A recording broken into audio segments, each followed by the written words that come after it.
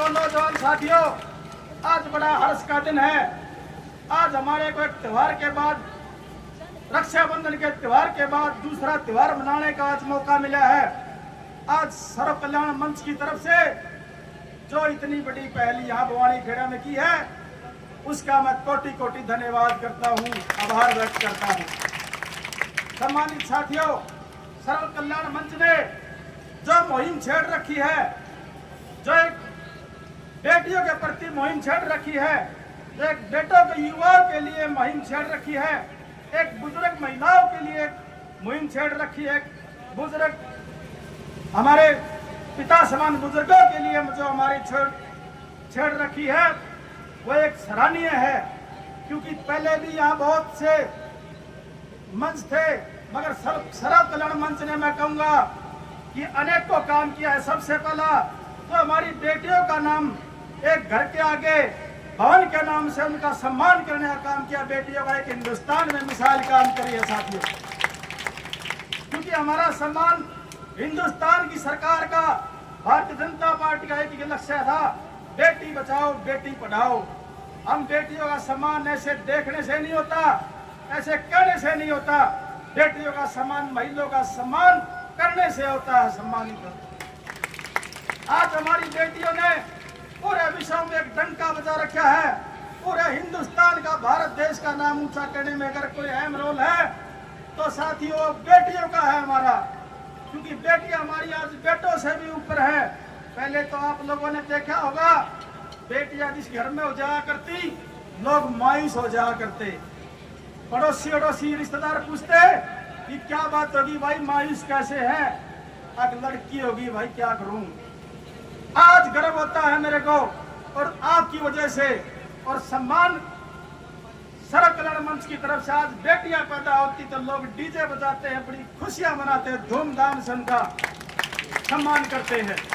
तो मैं आप सबकी तरफ से हमारे नवीन जी का, जो सर्व कल्याण मंच का, पूरी टीम का, जो पीछे पानी का भी एक हमारे ऊपर बहुत पड़ेगा था, उसमें भी सर्व कल्याण मंच ने दिन रात एक करके उनकी पूरी टीम ने हमारे को सहयोग करने का जो काम किया, उसके लिए भी हम धन्यवाद करते हैं।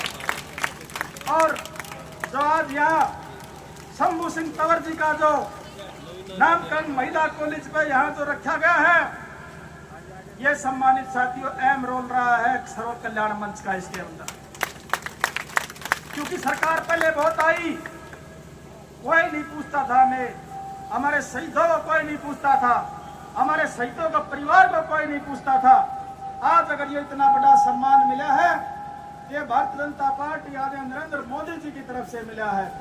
जो हमारे ठाकुर शंभू सिंह तंवर जी थे, इन्होंने बड़ी यातना झेली, पूरे परिवार को कितने वर्षों तक छोड़ करके जेलों के अंदर उन्होंने जो भूखे प्यासे उतनी यातनाएं झेली, सम्मानित साथियों को झेल नहीं सकता।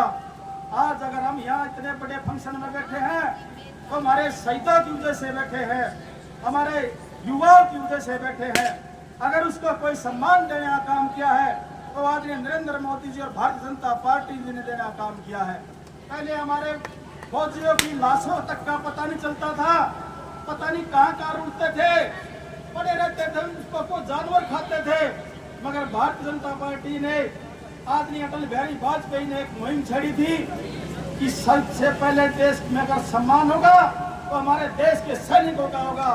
उनका पार्थिव शरीर सम्मान के साथ को अपने उनके घर गांव में या कहीं भी स्थान पर आता है, आप सब देखते हो।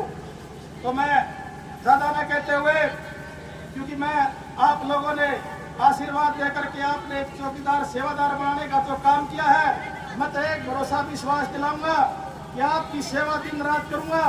क्योंकि आदरणीय हरियाणा प्रदेश में मनोहर लाल जी ने एक मुहिम छेड़ी थी, बिना पर्ची बिना खर्ची रोजगार देना। आज रेडी चलाने वाले का एक बच्चा एसपी लग रहा है, एसडीएम लग रहा है, आज कलरक लग रहा है, बिना पर्ची बिना खर्ची ऑनलाइन पॉलिसी चलाने का तो काम किया था मनोहर लाल जी ने।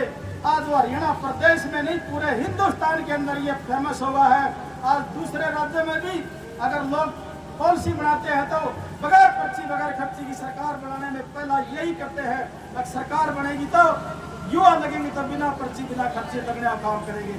सम्मानित साथियों, ऐसी अनेकों योजना हमारे आदरणीय मनोहर लाल जी ने जो हमारे हरियाणा प्रदेश के अंदर शुरुआत में जो लोगों को बड़ी गलत लगी थी, बड़ा गुस्सा हुआ था, मगर वो धीरे धीरे प्रोसेस में आई और वो लागू होने लगी और उनका फायदा मिलने लगा, तो लोग व्हाट्सएप पर सब चीजों पर कहने लगे ताऊ फिर याद आया। तो आदरणीय हमारे नायब सैनी जी सभी सुबह के मुख्यमंत्री हैं, आधी रात को भी अगर कोई सीएम हाउस पे चला जाए, कोई रास्ते में गाड़ी रुकवा ले तो उसकी बैठ करके खड़े होकर के सुनते हैं। आप 12 बजे भी मेरा सुन बैठता है।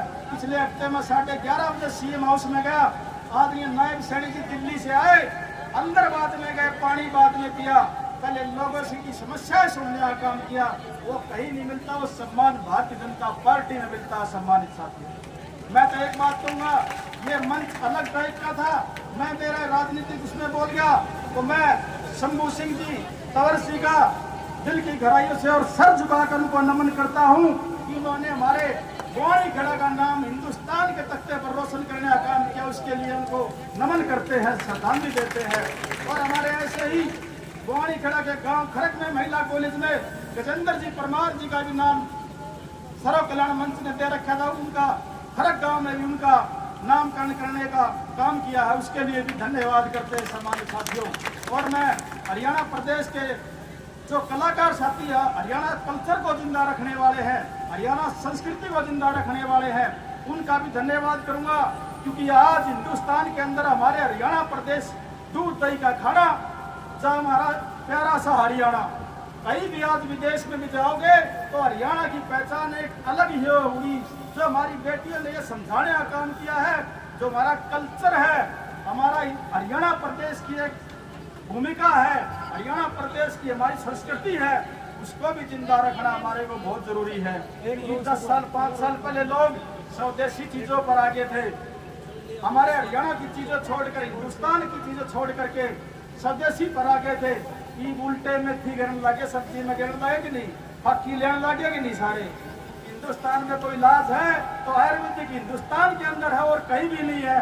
हमारे को हमारा कल्चर जिंदा रखना है। और आप लोग हमारे जितने भी यहाँ युवा बेटी बेटे और हमारे बुजुर्ग महिला और हमारे युवा साथी, पत्रकार साथी, सभी छायाकार साथी यहाँ इतनी भारी संख्या में, इतनी गर्मी में यहाँ आप लोग जोर शोर से इतनी भारी संख्या में पहुंचे, आपका मेरी तरफ से, हल्का बुआनी खेड़ा की तरफ से भी धन्यवाद है और सर्व कल्याण की मंच से भी आप लोगों का स्वागत है, धन्यवाद है साथियों। और मैं आप लोगों को ज्यादा न कहते हुए एक ही बात कहूंगा कि हमारे शहीदों का सम्मान करना सीखो, हमारी महिलाओं का सम्मान करना सीखो, हमारी बेटियों का, बुजुर्गों का।